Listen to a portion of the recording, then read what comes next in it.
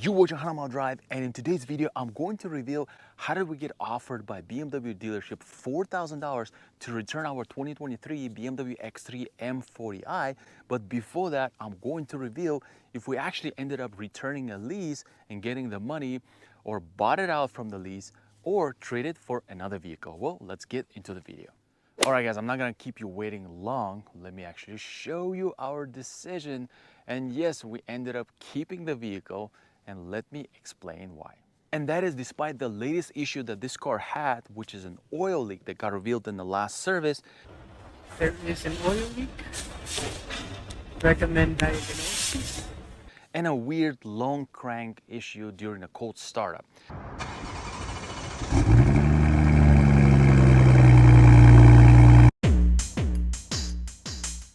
But all those, I think, minor issues, and this car still has a full 1-year warranty, so I can get those resolved and hopefully it will not break again. And nevertheless, now since this car is out of the lease, I can sell it myself and actually get more money than just your typical trade-in value. But let me explain you our decision as far as not trading into another vehicle. At this stage, we kind of don't know what we actually want, and I'll explain why. First, we were looking into X3 M50, the car I brought on the channel. I spent a few days with it, with my wife, and we realized that's not the car we want to get. First of all, the design language that BMW is moving towards, the whole electrification part. While I really like a lot of the technology in that car, like that B58 engine is just a monster in that vehicle, and it is much faster than this car. Let's go, we're gonna do a couple of lunges. Wow. It is more fuel efficient. And there you have it, 32.9 mpg. It has a really cool chassis control where the car basically does not have a body roll in the corner. What I'm quite impressed in this car is how they were able to stiffen up the chassis so that this body leans are different in this car than, let's say, your X3 M40i or X5. There's almost non-existent. This reminds me Porsche Macan, but I didn't like the artificial steering, and also the comfort they added completely took that road feel away, right? It just feels like an electric car with the motor now, although it's still a very dynamic vehicle. Then we also looked into the X550i. We thought maybe we should get an X5 plug-in hybrid. We struck a really good deal with the BMW with something like 12% MSRP off, equity from this car, plus I had a coupon of $1,000 from Ultimate Driving event, and the payment was below $1,000 with all the taxes included, which, as you know, in California is almost 10%.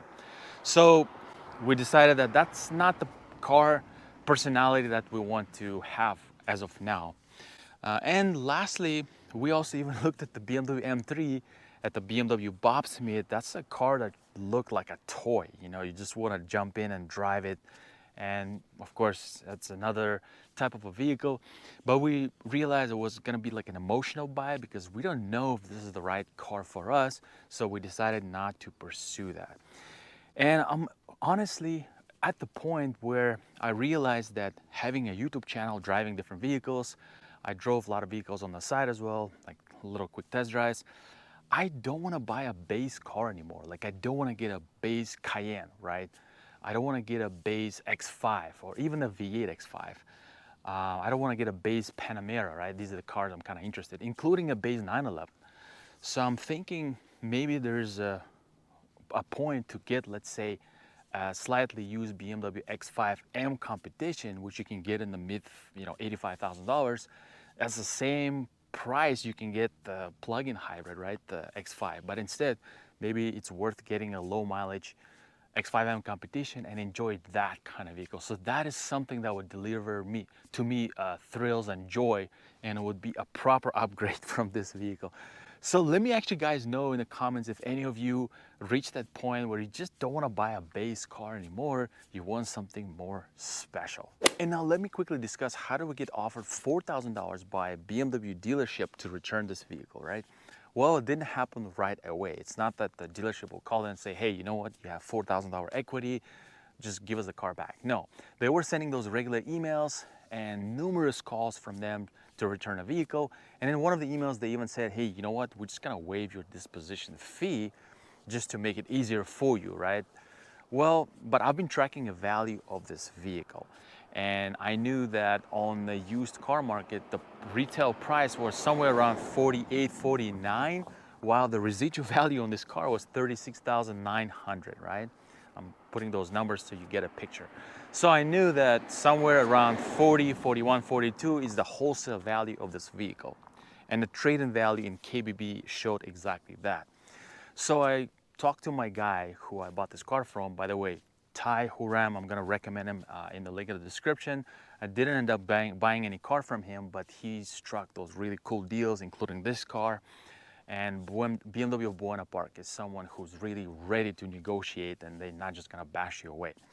But nevertheless, I told him, hey Tai, I have equity in this car, I think. And then he immediately came back and said, you know what, we're gonna offer you $3,000 just to return it. We don't care you're gonna buy it or not. We don't care about, you know how usually they want new tires? This car doesn't even have run flats. Just bring it. Just bring it the way it is. We don't care about anything. We'll just look at the condition, make sure it's not beat up, and we're just gonna take the car and give you $3,000. So that already showed me that, hey, you know what, they are interested in the car.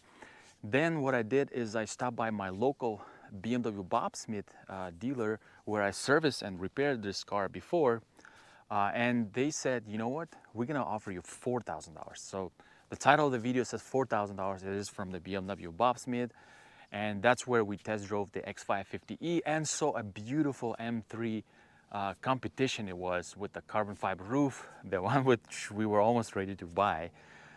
So they offered the same thing, $4,000. They looked at the car, said, just give it to us the way it is. We'll buy it today.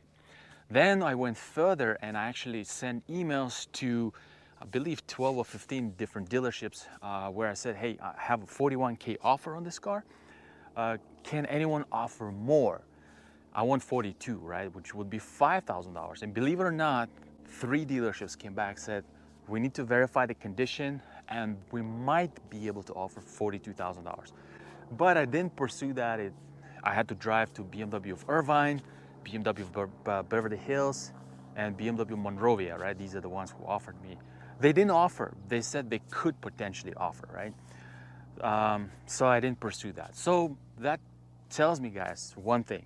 First of all, BMW lease structured in such a way that nobody can buy their lease except the BMW. Like you cannot take it to CarMax, you cannot take it to Carvana. BMW lease cannot be paid off by a third-party bank, right? But what people don't know that there are other BMW dealerships that can bet on this car and buy it independently, right? You don't have to return it to the same place where you bought this car. That's very important, and that applies to pretty much all other automakers, right? Most of them, like let's say Toyota, Lexus, they'll allow other, let's say Infiniti, BMW, Mercedes to buy their lease out. But in case if they don't, well, you have an option, which is other dealerships, right? They can independently buy the car. So hopefully this helps, guys. Once again, let me quickly repeat the steps. Basically, track the value of your car. You need to know the retail value, right? Go to cars.com, autotrader.com. There are a few other websites and see how much they actually sell for. Like this sells for, like I said, 48, 49. Track those values. Then go to KBB, Kelly Blue Book, and see what is your trade-in value if you were to trade in the car. This will give you kind of like a trading wholesale price, right? And this will immediately tell you if you have equity in your car or not. And then pursue your dealership, say, hey, you know what, I have equity in my car. How much you can offer me? If they offer you, let's say $500, right?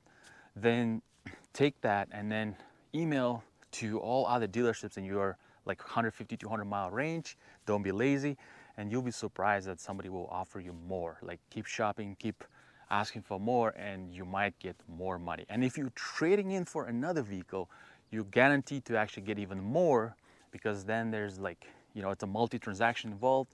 They are more motivated to take your car and sell you another car, make more money, so you can get actually more for that. So there you have it, guys. We decided to buy this car from lease just to buy more time, right? To see what is our next special car will be. Unless, of course, my wife says we want to keep this car forever, because she simply does not like to give cars back. She just wants to add new cars. So we'll see. And let me know what you guys think, right? Does anyone use this strategy? Have you ever got any money back from lease? This situation kind of started from COVID times, right, where cars value got inflated, and now a typical lease, even on a regular car like this, right, it's not really a specialty car, but it's a little bit more special than the regular X3 or regular X5. Now these cars have equity after release. So make sure to follow the strategy. Don't be lazy, guys. If you're ready to put in the work, whether you're buying a car, trading, or even returning, then you will always find some money that were left on the table. And if you want to watch another video I made on those X3 M40, then make sure to watch this video, and I'll catch you soon.